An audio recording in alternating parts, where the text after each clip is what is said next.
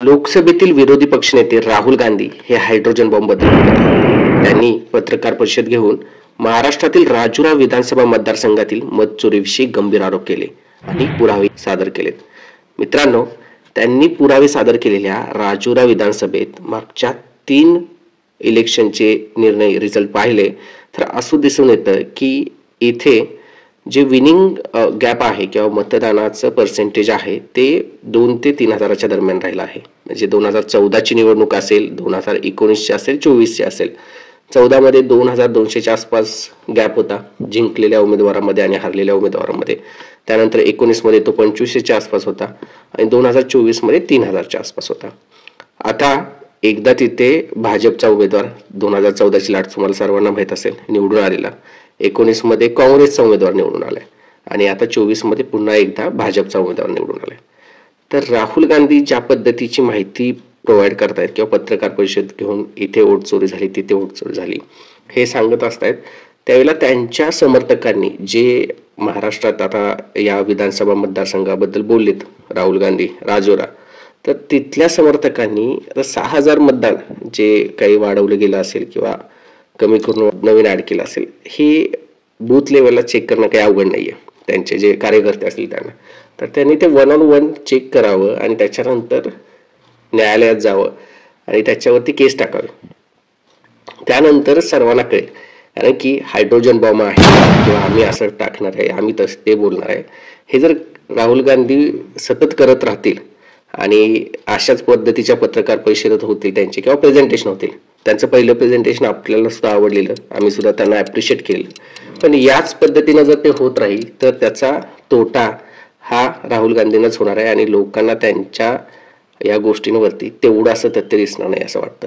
मित्रांनो, तुमचं काय मत आहे कमेंट करून कळवा. आमच्या चॅनलला सबस्क्राईब करा. मित्रांनो, तुम्ही मतदारसंघ सुचवा किंवा तुमच्या मतदारसंघातील मागील 4 पंचवार्षिक निवडणुकीचे रिझल्ट पहा. तुम्हाला मतदानाचा पॅटर्न आणि निवडून आलेल्या उमेदवाराचं मार्जिन दिसून येईल आणि यामुळेच आपल्याला कळून येईल की नक्की हा हायड्रोजन बॉम्ब किंवा वोट चोरीचा मुद्दा किती चांगल्या पद्धतीने राहुल गांधी मांडतायत आणि त्याच्या मागे कारण काय असू शकतं. सक्षम विरोधी पक्ष असावा असं लोकशाही मानणाऱ्या प्रत्येक व्यक्तीची इच्छा असते.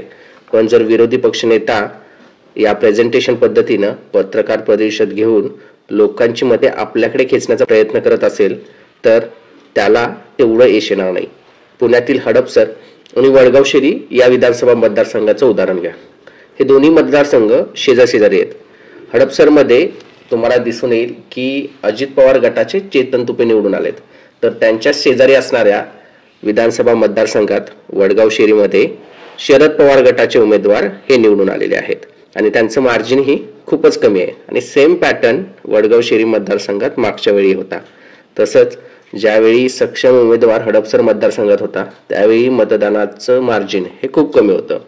आता हे पुण्यातील मतदारसंघ आहेत. बाकीचेही तुम्ही पाहिले असतील तर अजित पवार किंवा मोहिते यांचे मतदारसंघ सोडले तर मोठं असं मार्जिन कुठे दिसत नाहीये. आणि त्यामुळेच 2019चे विधानसभा निवडणूक रिझल्ट तुम्ही पाहिले असतील, सर्व पाहू शकता तुम्ही. तुम्हाला लक्षात येईल की निवडून येण्याचं मार्जिन हे आता कमी झालेलं आहे, कारण की नेते पूर्ण ताकदीनं उतरतात. पक्षांचं महत्त्व, त्याच पद्धतीनं मतदारांची सजगता, यामुळे मतदान चांगल्या प्रमाणावर होतं आणि त्याच्यामुळेच हे जे मार्जिन आहे ते पहिल्यासारखं राहत नाही. मतदारसंघामध्ये उमेदवाराचं प्राबल्य तेवढंच राहिलेलं नाहीये, काही अपवाद वगळता.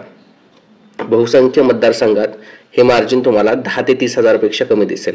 निवडून आलेले भरपूर उमेदवार आहेत जे 1000 पेक्षाही कमी मार्जिनने निवडून आलेले आहेत आणि तोच पॅटर्न यावेळीही रिपीट झाला. त्यामुळे जर राहुल गांधी बोलत असतील की वोट चोरी झाली आणि वोट चोरीमुळं हे सरकार निवडून आलं, तर त्यामध्ये तेवढंसं तथ्य दिसत नाहीये. जर अजित पवार गट व शिंदे गट मवियामध्ये असता, मवियाच्या प्रयोगाप्रमाणे एकत्र म्हणजे शिवसेना, एनसीपी, काँग्रेस पूर्ण क्षमतेने एकत्र असते, निवडणुकीला सामोरे गेले असते, तर सरकार त्यांचंच असतं. कारण आता जर तुम्ही संख्या पाहिली तर त्यामध्ये असे भरपूर उमेदवार आहेत की जे कोणत्याही पक्षामध्ये असतील तरी निवडून येण्याची क्षमता ठेवतात आणि हीच बाब भाजप महायुतीसाठी फायदेशीर ठरलेली आहे. महत्त्वाची गोष्ट म्हणजे तुम्ही आणखीन एक पाहू शकता, राऊत आणि नाना पटोले यांचा लाईव्ह ड्रामा झालेला निवडणुकीच्या वेळी. मवी यांनी आधी लाडकी बहीण योजनेला विरोध केला, नंतर त्याला समर्थन दिलं, पण यांच्या लाईव्ह ड्राम्यामुळे व पहिल्या विरोधामुळे कुंपणावरचे मतदार महायुतीकडे वळले आणि हेच मतदार आहेत जे हजारापेक्षा कमी मार्जिन देऊन विरोधी उमेदवाराला निवडून दिलेले आहेत. जर या सगळ्या गोष्टीनंतर मवियाची लोक, विशेषतः काँग्रेस, म्हणत असेल की वोट चोरी चालू आहे, तर ते तेवढंच सत्य महाराष्ट्रात तरी दिसून येत नाही.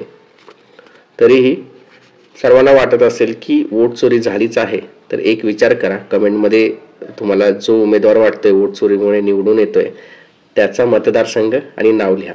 आपण एक एक मतदारसंघ पडताळूया. लाईक करा, सबस्क्राईब करा आणि आमच्या चॅनल्सला पाहत राहा.